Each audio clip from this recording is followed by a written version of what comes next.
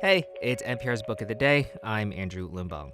So, the show Fresh Off the Boat wasn't for me, but my wife watches it sometimes. So, it might be on in the house and I'll half watch it while looking at my phone or playing on my Switch or something. And it'll hit me how oddly normal it is to sort of kind of watch a middle of the road broadcast network TV sitcom starring Asian people. And that's why it was so important to so many Asian folks. Like, how many mediocre sitcoms do white people get? And now we finally get one too. Of course, with that significance comes a lot of baggage too. One of the show's stars, Constance Wu, is on the pod today talking about her new memoir, Making a Scene. In it, she opens up about the sexual harassment she says she faced on that show and why she hesitated to speak out, and how, when she tweeted her raw and honest feelings about the show coming back for another season, she got a wave of online hate and harassment that ultimately led to a suicide attempt. Actor Constance Wu has starred in groundbreaking roles for Asian Americans. In the film Crazy Rich Asians, she is a college prof who teaches game theory through poker. How did I beat T.A. Curtis so very, very badly? Well, I know for a fact that Curtis is cheap. So he's not playing using logic or math, but using his psychology. Our brains so hate the idea of losing something that's valuable to us that we abandon all rational thought and make some really poor decisions. Loss aversion. And on the sitcom Fresh Off the Boat, based on the life of author and food personality Eddie Huang, Wu plays his mom, who, as a proper Asian mother, does, well, anything for a better price. I'd like to talk about this $7 blender. I'll give you 4. Well, since you're wearing olive green, my favorite color, okay, $4 for the blender, please. Oh, shucks. But I only have 3. Tell you what, I'll give you 3 for it, and I'll pretend I didn't notice the calcium stains in the pitcher. You're scaring me. I'm gonna have to check with my dad. And that is the screen version. In a new memoir, though, a different Constance Wu emerges, a fuller Constance Wu, a target of sexual violence, misogyny, and social media hate that led to her suicide attempt. The book is called Making a Scene, and it's out today. Constance Wu, nice to have you. Thank you. It's nice to be here. Thank you for having me. So the title, Making a Scene. As a fellow Chinese American, I am aware of the stigma of losing face, don't make a fuss, don't embarrass us. Did you have that growing up in Richmond, Virginia? Yes, but I don't think it had much to do with, the Asian American idea of saving face. I think it had much more to do with being a girl or being a woman and what was considered ladylike in this sort of very genteel place where we were doing cotillion and debutante balls. I was never shy. I was never quiet. I was always emotional. And a lot of this book is about how I found an outlet in community theater. But the title, Making a Scene, is actually from my essay about being raped and about not fighting back because I, quote, didn't want to make a scene. And how that's all too common. And, the ramifications and implications of that idea of what it means when a woman makes a scene. Yeah. This was one of several moments of harassment, misogyny. Why include these personal details? I mean, are you trying to deliver a certain reality? Well, to be honest, I first started writing this book back in 2016, and it was a completely different book. I think I was going through a lot of feelings around the 2016 election, and I needed sort of an outlet for it. So I thought it was going to be this political activist feminist tome, and I tried to make it not personal, right? As I was writing, it was just all over the place. It was just not good.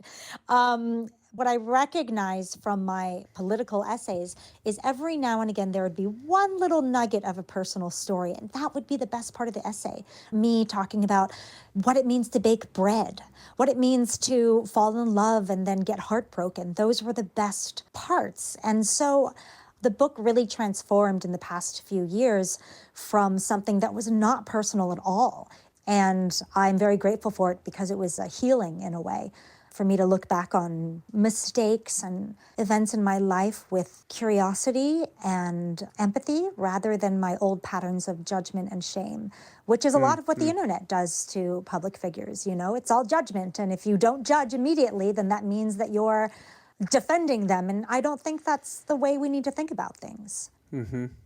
Well, you're right about that, about social media and the internet, particularly when the sitcom you starred in, Fresh Off the Boat, was re-upped for another season, and your career's taking off at this time, and you said on social media that this was preventing you from chasing other projects, at which point you get roasted, pilloried on social media as Wow. being You're ungrateful, blank. You're very kind for saying that I just said that it was preventing me from pursuing other projects. What I said was actually much more reckless. I used a lot of profanity, and I sounded very ungrateful and probably bratty. And it took me writing this book to recognize why I had such a out of character response.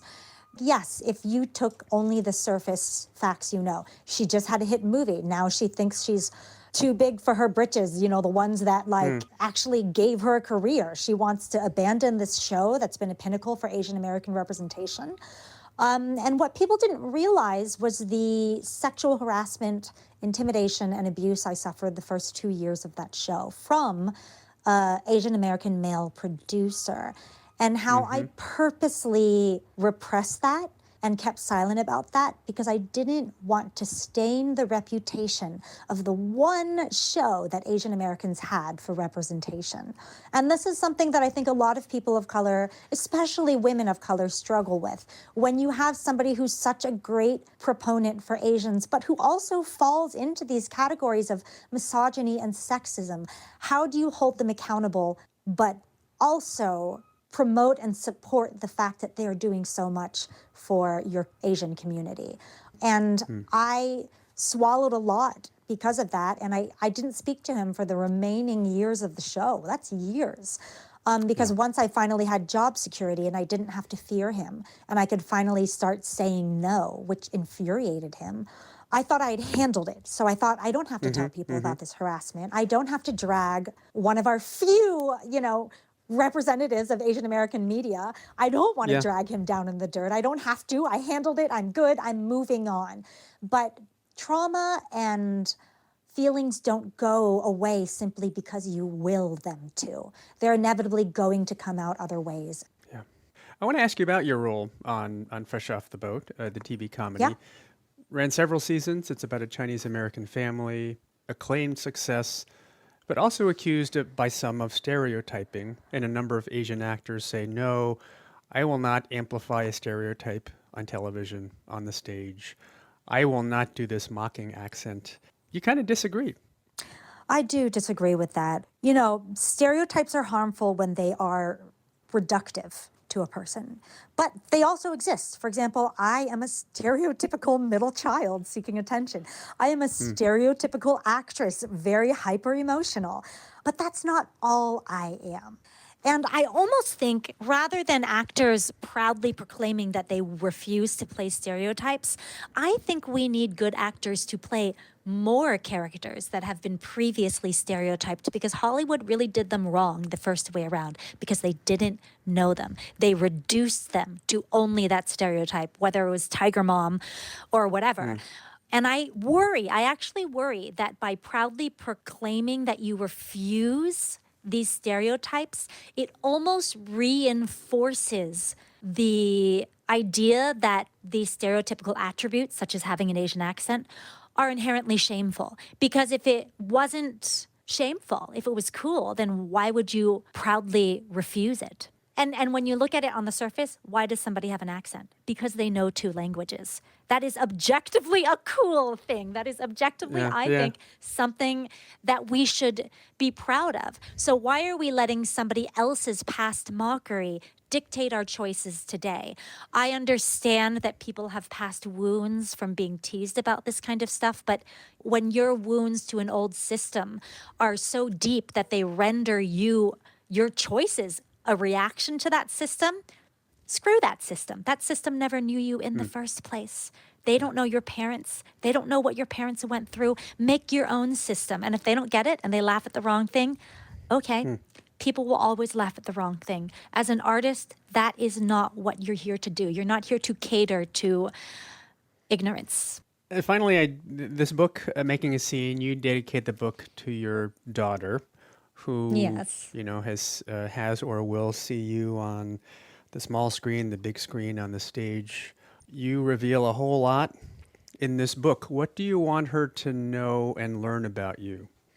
Well, I mean, she's 2, so it'll be quite some time. And it's funny And 'cause with the language you have in the book, I think you keep it away for a little bit. yeah, she's not ready for that. But I do dedicate it to her. And it's funny because, like, my mom had a lot of concern about the book, but she was like, the fact that you attempted suicide, the fact that you were raped, that's going to be on Wikipedia. Do you want your daughter to see that? I mean, it was going back to what you said at the very beginning, saving face. And I'm like, you know what? I kind of do. Because I want her to know that if and when something like this happens to her and she has these feelings and she feels so all alone, I want her to know that she's not alone and that there is light at the end of the tunnel and that you can get out of it. And not only get out of it, but use difficult experiences as learning tools. I think that the Asian American community, is particularly in Hollywood, has been too focused on positive representation. I think we need whole human representation, which includes our flaws, so that we can be like, no, I'm not just another perfect model minority, but this time in Hollywood with six-pack abs. Like, I could be a leading Asian man and not have six-pack abs. I am worthy of that story.